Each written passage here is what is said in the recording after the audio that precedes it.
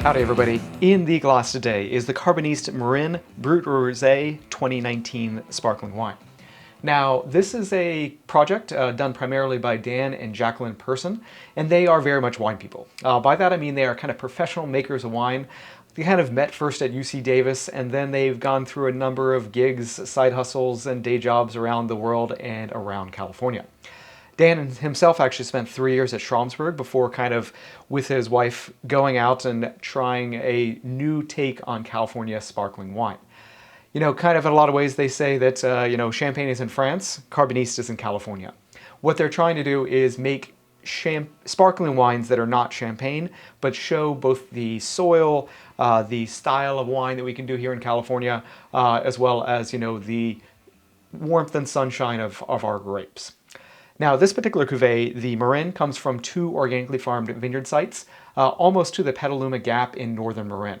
First, the grapes are pressed whole cluster, and the juice itself is settled for 24 to 48 hours to let any of those fine, little floaty bits sink to the bottom so they can have just clear juice to work with.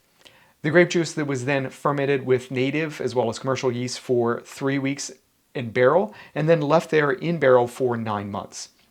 From there, the wine was given a fresh amount of yeast and sugar and transferred to bottle for 9 months before disgorgement, hand disgorgement, I will add, and the light addition of dosage. Now, the thing we like about this is that, it shows California fruit. This is, bottle number 400 of 1,764. So this is not a large production wine. And the dosage, by the way, is a pretty scant 5 grams per liter, but it doesn't come across as austere because these grapes were picked somewhat ripe.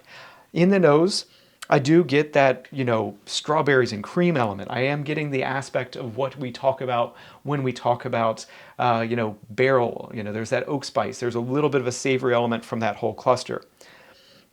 But it's just really well integrated, and you get a combination of fruit as well as some of those non-fruit elements to kind of keep everything honest. Wow. On the palate, you do get that undeniable kind of fruit flavors that are described as the summer's farmer's market of berries, strawberries and raspberries, kind of balanced by that little bit of bois or oak note, and then just a little gentle savory element to finish. This is one of those sparkling wines that can work out well as an aperitif. I think it also has enough stuffing and interest to very much hold its own in whatever food you may want to bring it to in any styles on that front. I have quite enjoyed this before we popped the bottle to bring to you. We kind of tasted it as a staff and everyone was totally on board. This particular sparkling wine, as with all sparkling wines, I'm quite enjoying, and I hope you have the opportunity to try this as well because it is a really delightful slice of California agriculture. Cheers, stay safe, and be well.